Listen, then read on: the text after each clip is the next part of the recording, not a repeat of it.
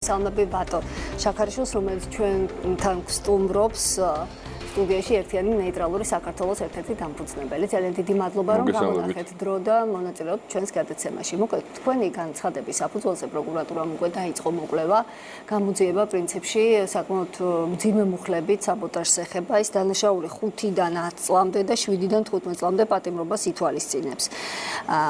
ამ გენერალ პროკურატურასთან ერთად საგამოძიებო ჯგუფში არის უსაფრთხოების სამსახური, ჩართული შინაგან საქმეთა სამინისტრო. იცით რამე და გკითხოთ არის კონკრეტული პირების ჩამონათვალი, როგორ ფიქრობთ, ვის მოუწევს საბოტაჟის გამო პასუხისგება? ეხლა მესმის, რომ შეიძლება იმ დოკუმენტაციაზე ვერ ისაუბროთ კონკრეტულად, რაც წარადგინეთ, მაგრამ არის თუ არა იმის პირდაპირი ალბათობა, რომ შესაძლოა პასუხისგებაში მიეცნენ ის პირები, ვინც დღეს ითვლებიან ოპოზიციის ლიდერებად? კი, რომ არ ითვლებოდნენ და აღარ იყვნენ ოპოზიციაში, სწორედ ამას ემსახურებოდა ჩვენი მიმართვაც პროკურატურისადმი და უნდა ითქვას, რომ ძალიან მნიშვნელოვანი გადაწყვეტილებაა ზოგადად გამოძიების დაწყებაც კი, რომ საქართველოს გენერალურ პროკურატურამ შეიძლება ეს სიტყვა ვიხმაროთ გაბედა და ეს უმნიშვნელოვანესი პროცესი დაიწყო. გამომდინარე იქიდან, რომ ყველაფერი არის ხელის გულზე. ღალატის ქრონიკა და საქართველოს სახელმწიფო ინტერესების მუდმივი საბოტაჟირება და დაზიანება მიმდინარეობს ჩვენს თვალწინ უკვე 20 წელიწადზე მეტია. ერთი ეს იყო მაშინ, როდესაც სამწუხაროდ აგენტურული ქსელი მოხვდა საქართველოს ხელისუფლებაში და მეორე ეპიზოდი ეს არის უკვე 2012 წლის შემდგომი პერიოდი, როდესაც ისინი ოპოზიციიდან აგრძელებენ იგივეს და ჩვენ ქვეყანას ამყოფებენ მუდმივი რყევის დესტაბილიზაციის რეჟიმში, რათა არაკონსტიტუციური გზით დაბრუნდნენ ხელისუფლებაში და ჩვენი ქვეყანა მაპატიეთ ამ გამოთქმისთვის მოახმარონ სხვის ინტერესებს. ამიტომ ამ ყველაფრის დატოვება პოლიტიკური შეფასების ნაწილში მიგვაჩნდა, რომ ვერ მიგვიყვანდა იმ საბოლოო მიზნამდე, რასაც ქვია ჩვენი ქვეყნის სუვერენიტეტის დაცვა, მშვიდობისა და სტაბილურობის უზრუნველყოფა და პოლიტიკური სისტემის, პოლიტიკური ვითარების ერთხელ და სამუდამოდ გაჯანსაღება. ძალიან მნიშვნელოვანი, ძალიან დიდი პროცესი მიმდინარეობს მთელ მსოფლიოში. დღეს ყველა ქვეყანა გადასულია საკუთარი ეროვნული ინტერესების თვის პრიორიტეტის მინიჭებაზე. იცით, რომ ამერიკის ახალი პრეზიდენტის პოლიტიკა მთლიანად დაფუძნებულია ლოზუნგზე, რასაც ქვია America First, ანუ ამერიკა უპირველეს ყოვლისა. უნდა ითქვას, რომ საბედნიეროდ საქართველოს ამ ტალღას კი არ აყვა დღეს, არამედ შეიძლება ითქვას, რომ ჩვენი ქვეყანა იყო ერთგვარი პიონერი ამ საკითხში. საქართველოს წლების წინ დაიწყო ეს ბრძოლა, როდესაც არ დაემორჩილა უდიდეს წნეხს და უპირისპირდა ძალიან მძლავრ მანქანას, რომლის შესახებაც დღეს მოდის ინფორმაციათა ნაკადი და მინდა გითხრათ, რომ მე როდესაც საქართველოს პროკურატურაში მიმდინარე გამოძიების ფარგლებში დამიბარებენ, მე ვაპირებ, რომ სხვა ჩვენს ხელთ არსებულ მასალებთან ერთად ასევე წარვადგინო, აი აქ მაქვს მე ხელთ ამერიკის შეერთებული შტატების ახალი ადმინისტრაციის, სენატის, კონგრესის და სხვა წარმომადგენლების საჯაროდ გაკეთებული განცხადებები, ფაქტები ასევე და დოკუმენტები, რომელიც ბოლო დღეებში გახდა საჯარო. რომ ვთქვათ, რაზეა საუბარი? ეს ეხება USAID-ის და სხვა ფონდების USAID-ის და სხვა ფონდების მიერ კონკრეტულად საქართველოში საუბარია არა მარტო საქართველოზე, მაგრამ ცხადია ჩვენთვის საინტერესოა საქართველო და ასევე უკრაინა, იმიტომ რომ ეს ერთი კონტექსტია, ეს ერთი ჯაჭვი იყო, რომელიც მიზნად აი მაგალითად წაგიკითხავთ ერთ მაგალითს და არაერთი არსებობს ასეთი, რომ ყოფილი კონგრესმენი და ძალიან გავლენიანი პოლიტიკოსი ამერიკაში USAID ერევა უკრაინის, საქართველოს და სხვა ქვეყნების შიდა საქმეებში. USAID არის ამერიკული მთავრობების ძირითადი ინსტრუმენტი ეგრეთ წოდებული რეჟიმის ცვლილების ოპერაციებში. რობერტ კენედი უმცროსი USAID და CIA დემოკრატიას არ აშენებენ. CIA-ს და USAID-ს 80-მდე მთავრობის დამხობის ოპერაცია აქვს შესრულებული სხვადასხვა ქვეყნებში.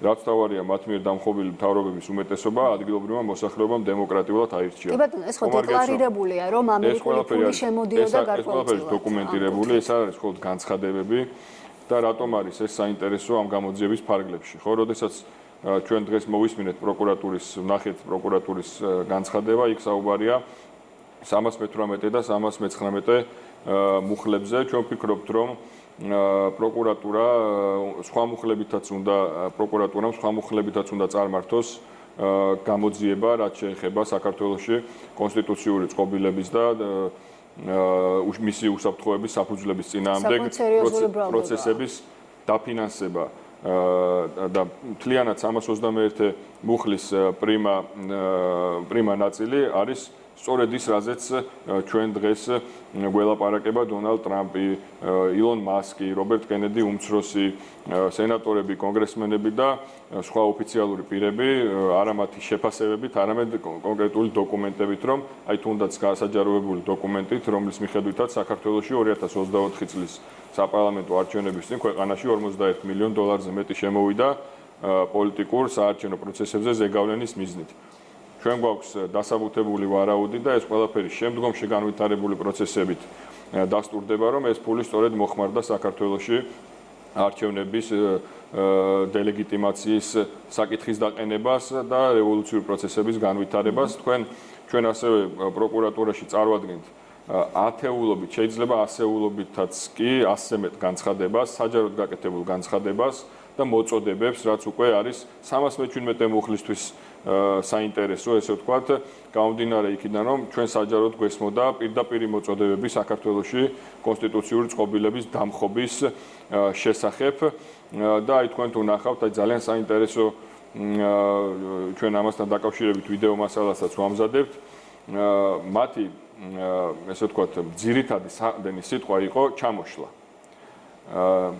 ალბათ ამ თვეების განმავლობაში რამოდენიმე 1000-ჯერ აქვთ გამოყენებული ეს სიტყვა სხვადასხვა სპიკერებს, პოლიტიკოსებს, NGO-ს წარმომადგენლებს და სხვადასხვა ადამიანებს, რომლებიც ჩართული იყვნენ საქართველოს დემოკრატიულად არჩეული ხელისუფლების დამხობის საქმეში.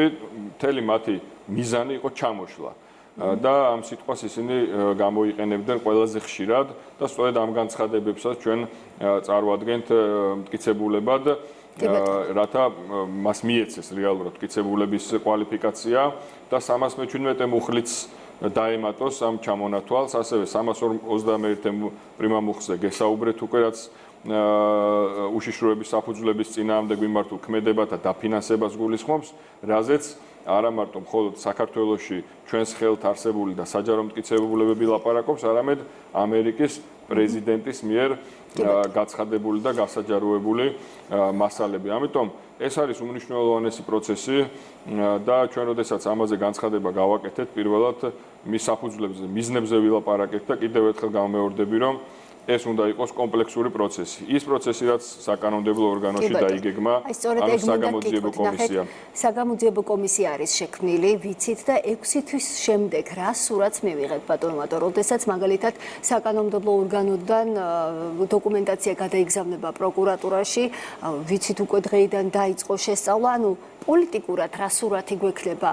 ეხლა თქვენ საუბრობთ იმაზე, რომ კონკრეტული ლიდერების სისხლის სამართლებრივი პასუხისმგებლობის საკითხი დადგება. ანუ რეალურად ოპოზიციის გარეშე დარჩება ქვეყანა. პირიქით, გაიხსნება გზა, რომ ქვეყანაში შეიქმნას რეალური ოპოზიცია და აგენტებისგან და აგენტურული ქსელისგან გავათავისუფლოთ პოლიტიკური სივრცე.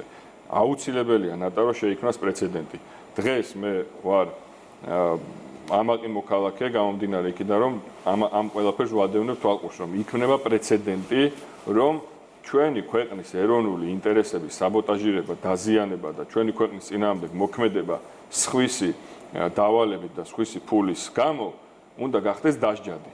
და ეს არ უნდა იყოს მხოლოდ და მხოლოდ პოლიტიკური შეფასების საქმე და პოლიტიკური შეფასების ნაწილში არ შეიძლება ეს დარჩეს, იმიტომ რომ გამომდინარე გეოპოლიტიკური ვითარებიდან, რეგიონში არსებული პრობლემებიდან, იმ მემკვიდრეობიდან, რაც მივიღეთ ნაციონალური მოძრაობის რეჟიმისგან, ძალიან გაიწელა დროში ეს პროცესი, რომ ჩვენ ერთხელ და სამუდამოდ გაგვეთავისუფლოს კანონიერად, რა თქმა უნდა, სამართლებრივად მოგვეხდინა რეაგირება იმ დანაშაულებზე, რაც წლების განმავლობაში ჩვენ თვალწინ ესე ვთქვათ ხდებოდა და ამაზე პასუხს არავინ აგებდა, ხო?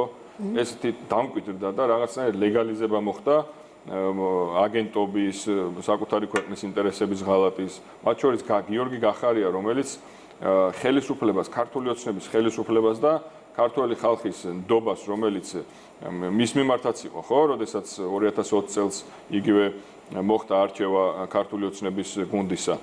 ის იყენებდა სხვის ინტერესების სასარგებლოდ, ხო? უამრავი შეკითხვა არსებობს ამასთან დაკავშირებით, დაწყებული მისი შინაგან საქმეთა მინისტრობიდან, ვიდრე პრემიერ-მინისტრობის თანამდებობიდან, ასე ამ ფორმით წასვლით გაგრძელებული, როდესაც მან რეალურად არა მარტო გუნდი ქართული ოცნების, არამედ სახელმწიფო დააყენა რეალური ჩამოშლის საფრთხის წინაშე, როდესაც მან კანონის აღსრულებაზე უარი თქვა და მელიას თავისუფლების გამო ის გადადგა საქართველოს პრემიერ-მინისტრის თანამდებობიდან. ასევე ძალიან მნიშვნელოვანი გარემოება ჩორჩანაში, სოფელ ჩორჩანაში, ეს არის ეგრეთ წოდებული საოკუპაციო ხაზის მიღმა, საოკუპაციო ხაზის გასწვრივ მის მიერ, როდესაც ის იყო შინაგან საქმეთა მინისტრი, მან განათავსა საპოლიციო პოსტი, რამაც ძალიან სერიოზული პროცესები გამოიწვია ოკუპანტის მხრიდან. თქვენ იცით, რომ ასეთი ქმედებები, ესე ვთქვათ და მოვლენები, რაც საზღვრისპირას ვითარდება ხოლმე, ნაცმედიის რაღაცა ისტერიის საფუძველი ხდება ხოლმე და თავს გვაჩვენებენ, რომ ისინი დაინტერესებულებიან ამ ამბით და ჩვენი ქვეყნის, ესე ვთქვათ, ბედით ამ მიმართულებით, მაგრამ ეს არ მოხდა რატომღაც მათ საინფორმაციო ველში და მათ არ უსაუბრიათ ამ თემაზე. ჩდება კითხვები, რატომ იყო თუ არა ეს გამიზნული პროვოკაციის მცდელობა იმისათვის, რომ მომხდარიყო დესტაბილიზაცია და შექმნილიყო აგრესიის საფრთხეები ჩვენი ქვეყნის ოკუპანტის მხრიდან. იყო გადაწყვეტილებები, რომლებიც შეეხებოდა მთლიანად ის იყო სახელმწიფო გუნდის წარმომადგენელი, ქართული ოცნების წარმომადგენელი, მაგრამ საბოტაჟირებას ახდენდა და რეალურად აბსოლუტურად განსხვავებულ პოლიტიკას ახორციელებდა იმისგან, რაც ჰქონდა დანარჩენ გუნდს. იქნებოდა ეს იგივე კლუბ ბასიანში შეჭრა, რომელმაც პოლიტიკური პრობლემა შექმნა რეალურად. იქნებოდა ეს 20 იუნის აბსოლუტურად გაუმართლებელი გადაწყვეტილებები, რომლებიც ეს იყო მას შემდეგ საქართველოს პარლამენტზე არაერთხელ მოხდა შეტევა და იყო შეჭრის მცდელობები გაცილებით უფრო მასშტაბური, ორგანიზებული, მაგრამ ამ დონის ასეთი სისხლით და ასეთი, ესე ვთქვათ, დაზიანებებით არ დასრულებულა არც ერთი ასეთი ფაქტი და ასეთი შეტევა საქართველოს პარლამენტზე. ხო უნდა დავსვათ კითხვა, რატომ მოხდა ეს?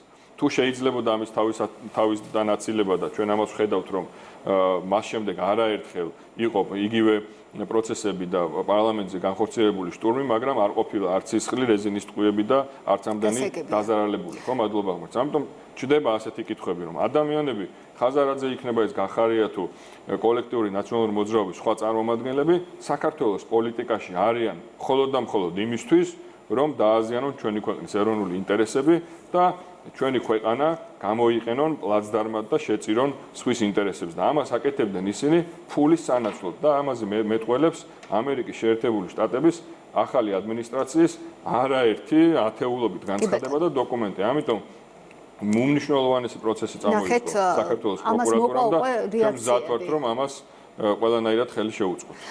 ოპოზიცია ამბობს, რომ დაშინების და შევიწროების ახალი ტალღა იწყებაო.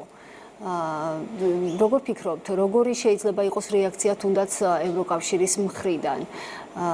გასაგებია შეიძლება იყოს, შეიძლება თქვათ, რომ ისინი ლობისტებს ჩართავენ და შესაძლებელია იყოს მკვეთრი და ხისტი განცხადებები, თუმცა ამ შემთხვევაში რა იქნება მთავარი ფსონი, რაც გაანეიტრალებს და უშუალოდ იმ კრიტიკას, რომელიც წამოვა დასავლეთიდან სავარაუდოდ აუცილებლად. არ მიესალმებიან საკუთარი აგენტურის განეიტრალებას, რა თქმა უნდა, არავინ მიესალმება, ხო, ამის ილუზია ჩვენ არ გვაქვს, მაგრამ გვაქვს იმედი იმ აბსოლუტურად პოზიტიური პროცესისა და რევოლუციური ცვლილებებისა, რაც ქვეყნის გარეთ ხდება, ხო?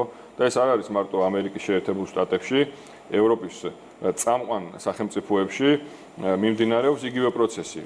ყველგან, ყველა ქვეყანა, ყველა ევროპული ქვეყნის მოსახლეობა ითხოვს საკუთარი ქვეყნის ეროვნული ინტერესების დაცვას და საკუთარ სახელმწიფოში და შიდა პოლიტიკაში უცხოური ჩარევის მაქსიმალურად შეზღუდვას და გამორიცხვას. და ჩვენც გვაქვს, საქართველოსაც აქვს ამის უფლება, საქართველოს იბრძოლა ამ უფლების მოპოვებისათვის და დღეს ეს პროცესი უნდა მივიდეს თავის ლოგიკურ დასასრულამდე და მთლიანად საჯარო ველი, საჯარო პოლიტიკა გაიწმინდოს აგენტურისგან, აგენტურული ქსელისგან, იმიტომ რომ დღეს არა ვთქვათ, ვერ მოახერხეს მადლობა ღმერთს ხელისუფლების საზოგადოების სიმტკიცით, ხვალ ვერა, მაგრამ თუ ისინი დარჩებიან პოლიტიკაში და მათი აგენტურული დანაშაულებრივი საქმიანობა დარჩება დაუჯელი, ისინი სხვადასხვა დროს შეიძლება მათ მოახერხონ და კვლავ ხელში ჩაიგდონ ძალაუფლება და რისთვის გამოიყენებენ ამ ძალაუფლებას უკვე ჩვენ არაერთხელ ვნახეთ. კი ბატონო. ძალიან დიდი მადლობა სტუდიაში სტუმრობისთვის.